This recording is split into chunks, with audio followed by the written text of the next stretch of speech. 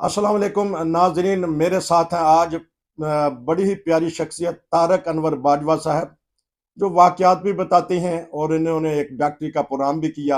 अपने शोरा बहुत ज़बरदस्त किस्म के शायर हैं और अपना कलाम हमें भेजते हैं अपनी वीडियो की सूरत में भी। तो मैंने सोचा कि चलें आज फिर इनसे मैं बात करता हूँ और उनसे हाल चाल पूछते हैं। जी अस्सलाम वालेकुम।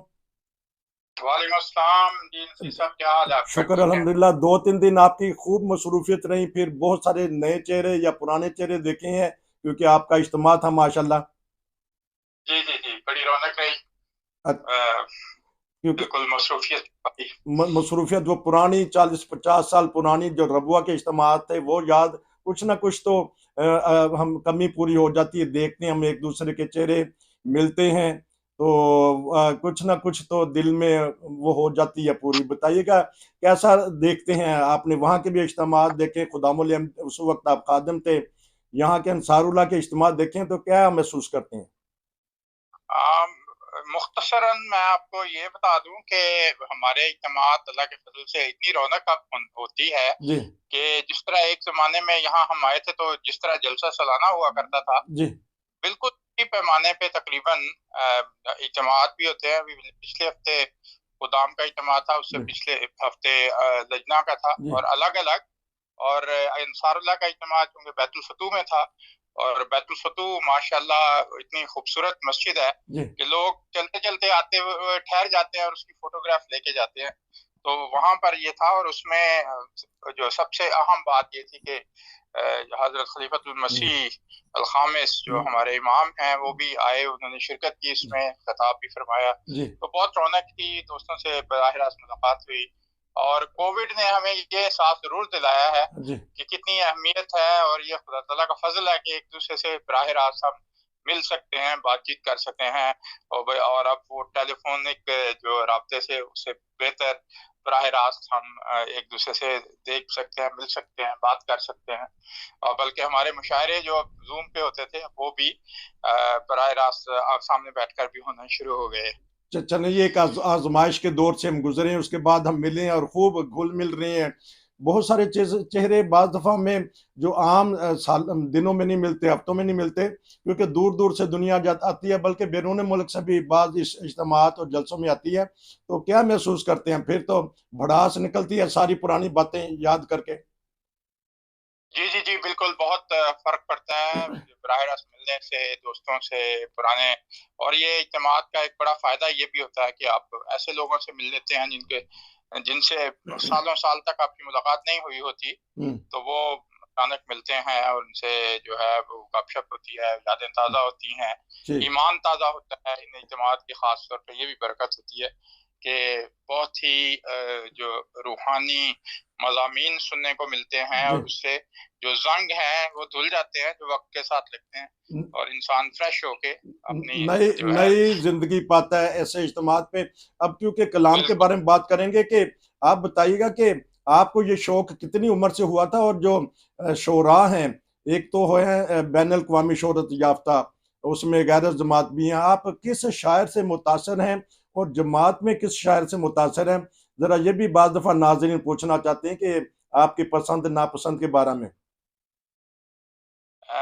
जी, कलाम में शुरू से बाद लोग कहते हैं बचपन से मैं वो ज़ाहिर है कोई जरासीम तो होंगे जी। शायरी के, हम्म, क्योंकि जो पहली जो नज्म मैंने कही थी जो मुझे याद पड़ती है वो 1971 में, उस वक्त मैं 8वीं जमात में पढ़ता था। अच्छा। उस वक्त मैंने ये एक नज्म पढ़ी। उस वक्त ये 71 में जब पाकिस्तान से अलग हुआ है, मशरकी पाकिस्तान जी। बांग्लादेश बना है, हम्म, तो उसका एक शेर मुझे अभी तक याद है जी। कि जो अब है देश बंगला, जी। अ, नो, चले। अब हो गया जुदा है मुझसे मेरा चमन, वो मुझे पूरा याद नहीं रह चल रहा। इंशाल्लाह नेक्स्ट टाइम वो पूरी नज़म हम सुनेंगे। तो कौन से शायर से जी। मुतासर हुए आप? हाँ नहीं, वो वक्त के साथ जाहिर है कि गालिब और मीर जो है वो उनके बगैर शायरी मुकम्मल नहीं होती, उर्दू अच्छा। शायरी। अच्छा। तो मीर और गालिब पुराने जो हमारे उस्ताद शुरा हैं उनमें से। और उसके बाद इस जमाने में फैज और फराज हैं। अच्छा। और हमारे जो अहमदी शुरा हैं उनमें जिनको हमने सुना है बराह रास्त بھی سنا ہے ہمارے ثاقب زیروی صاحب جو پڑھا کرتے تھے جلسے پہ نظم، تو بڑا مزہ آتا تھا، لطف آتا تھا، تو اور پھر ان کی شاعری بھی بہت جو ہے ٹاپ کی، بلکہ یہاں پہ آپ نے ذکر کیا تھا میری جو پہلی نظم چھپی تھی وہ لاہور رسالے میں پری پنجابی ایک نظم تھی، وہ شائع ہوئی تھی اور انہوں نے ثاقب زیروی صاحب نے شائع کی تھی، اور وہ اس کے چند اشعار آپ کو سنا دیتا ہوں۔ اچھا وہ میں سنوں گا۔ اس میں یہ ہے کہ آج ہم جو کلام آپ کا لگائیں گے اگر وہ سنا دیں، کیونکہ اس کے لیے میں علیحدہ پروگرام کر لوں گا آپ کا، کیونکہ آپ نے بڑی پیاری پیاری شخصیات کا ذکر کر دیا، ان کے بارے میں، ان کی سیرت کے بارے میں پتہ کریں گے۔ ناظرین کو اگر آپ کچھ سنانا چاہتے ہیں اس کا ایک شعر سنائیں تو ناظرین اس کے بعد ہم ان کا ویڈیو کلام سنیں گے۔ اگر کوئی ذہن میں ہے تو بتائیے گا کیا سنانا چاہیں گے آج ناظرین کو؟ جی آج میں ایک غزل آپ کو سناؤں گا جی، اور اس کے بعد ایک نظم سناؤں گا، اور نظم جو ہے خصوصی طور پہ اس کا تعلق ہے کہ انسان جو ہے وہ سوچتا رہتا ہے کہ آج جو کل، سوچتے سوچتے اس کی عمر گزر جاتی ہے اور احساس نہیں ہوتا کہ جو کرنے والے کام ہیں وہ نہیں کیے۔ تو اس پر ایک دلچسپ نظم ہے، وہ آج ہی میں نے لکھی ہے، تو وہ آپ کو پیش کروں گا۔ اور اس سے پہلے جو غزل ہے اس کا شعر ہے پہلا کہ خیرہ آنکھوں کو کریں حسن وہ رخسار و دہن، ہوش سے کر دے جو بیگانہ تھی مہکار بدن، اور خود خدا نے وہ تراشا تھا صنم ایسا حسین، میں چلا جاتا تھا کرتے ہوئے دیدار مگن۔ تو یہ میں آپ کو سناتا ہوں۔ ٹھیک ہے، بہت شکریہ۔ انشاءاللہ ناظرین، کیونکہ چھوٹے چھوٹے ہم مختصر انٹرویو لیں گے جس میں ساری باتیں ڈاکٹر صاحب کور کر دیتے ہیں چھوٹے سے 3-4 منٹ کے پروگرام میں۔ اب ہم ان کا بہت ہی پیارا کلام سنتے ہیں جو بھی انہوں نے شعر سنایا۔ تو ناظرین اگر آپ بھی کچھ ہمارے چینل سے کوئی کہنا چاہتے ہیں، کسی قسم کا واقعہ بیان کرنا چاہتے ہیں تو ہمیں واٹس ایپ پہ میسج کریں۔ تو جس طرح ہمارے اب ڈاکٹر صاحب ریگولر بن گئے ہیں ہمارے چینل کے پروگرام میں کرتے ہیں، تو ڈاکٹر صاحب آپ کا بہت شکریہ، اپنا خیال رکھیے گا۔ ناظرین آپ بھی اپنا خیال رکھیے گا، تو دعا میں یاد رکھیں۔ نصیر کو اجازت دیجیے۔ ڈاکٹر صاحب آپ کا شکریہ، السلام علیکم۔ السلام علیکم ورحمۃ اللہ۔ جی السلام علیکم ورحمۃ اللہ وبرکاتہ۔ جیسا کہ آپ نے فرمایا ہے میں اپنا کلام پیش کرتا ہوں۔ پہلے ایک غزل ہے اور یہ بالکل تازہ کلام ہے، میں اللہ کے فضل سے روزانہ تقریباً ایک تازہ غزل کہتا ہوں۔ تو اس میں سے ایک یہ ہے، چند دن قبل لکھی ہے کہ خیرہ آنکھوں کو کریں حسن و رخسار و دہن، خیرہ آنکھوں کو کریں حسن و رخسار و دہن، ہوش سے کر دے جو بیگانہ تھی مہکار بدن،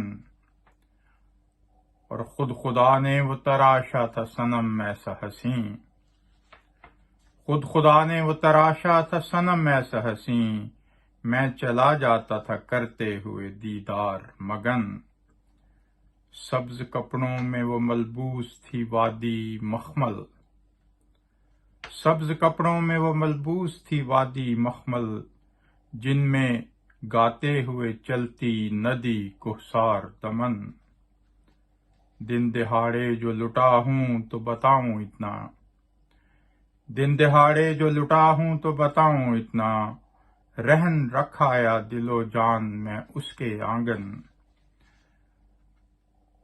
آئی تھی اس کو جلانے کے لیے باد سموم، آئی تھی اس کو جلانے کے لیے باد سموم، لوٹ کے پھر سے بہار آئی کھلا صحن چمن، اور کس نے انڈیلے تھے اخگر میرے دروازے پر، اخگر کہتے ہیں آتش پارے جو آگ لگانے کے لیے استعمال ہوتے ہیں، کس نے انڈیلے تھے اخگر میرے دروازے پر، آگ کس کس نے لگائی جو ہوئی شعلہ فگن، لگ گئی کس کی نظر جانے نہ انجانے میں، یوں لگا برسر پیکار ہوئے ہیں دشمن، پھر سے محفل ہوئی آباد لگی رونق ہے، پھر سے محفل ہوئی آباد لگی رونق ہے، آ کے دیکھے تو صحیح آج کوئی اس کی پھبن، اور دے ملائک جو نہ دستک تیرے دل پر طارق،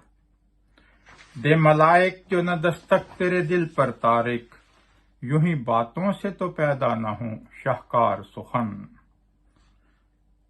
دے ملائک جو نہ دستک تیرے دل پر طارق، یوں ہی باتوں سے تو پیدا نہ ہو شفقار سخن. اور اس کے بعد ایک نظم جس کا میں نے ذکر کیا تھا کہ انسان سوچتا رہتا ہے کہ میری زندگی آج کل میں یہ کر لوں گا وہ کر لوں گا، تاکہ اس کا آخری وقت آ جاتا ہے. تو اس وقت کی جو سوچ ہے انسان کی، اس کے بارے میں نے ایک غزل لکھی ہے، وہ میں آپ کی خدمت میں پیش کرتا ہوں.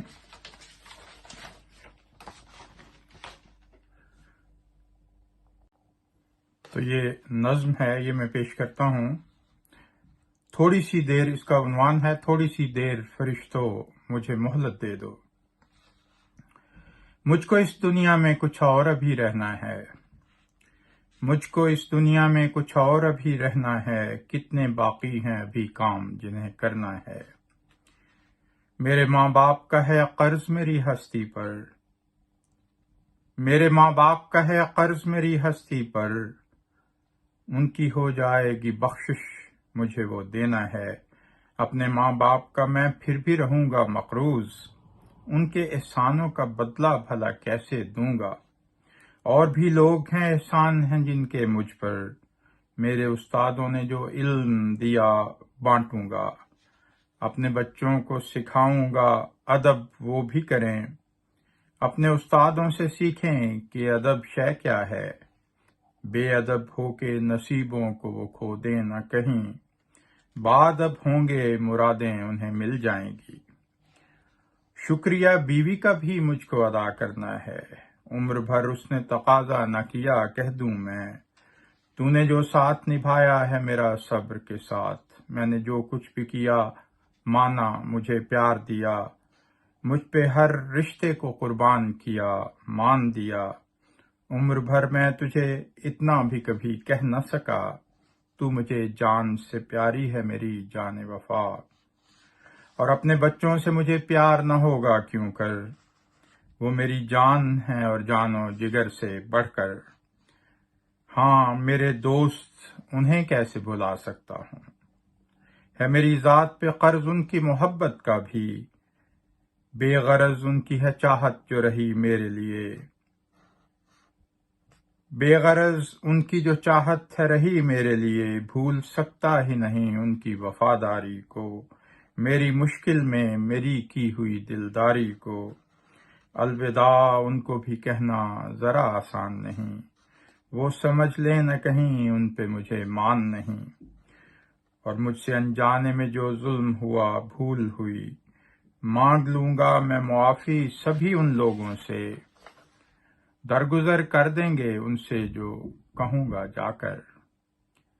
اور کام ایک آدھ کوئی نیکی کا کرتا جاؤں، کام ایک آدھ کوئی نیکی کا کرتا جاؤں. صدقہ جاری بنے جس کا صلہ جا کر پاؤں. بس مجھے اتنی سی مہلت جو ملے خوش ہوں میں. ایک ذرا دیر مجھے اور یہاں رہنا ہے، رہ گئے جو انہی کاموں کو ابھی کرنا ہے. ایک ذرا دیر ملائک مجھے فرصت دے دو، تھوڑی سی دیر فرشتوں مجھے مہلت دے دو. بہت شکریہ. جزاک اللہ.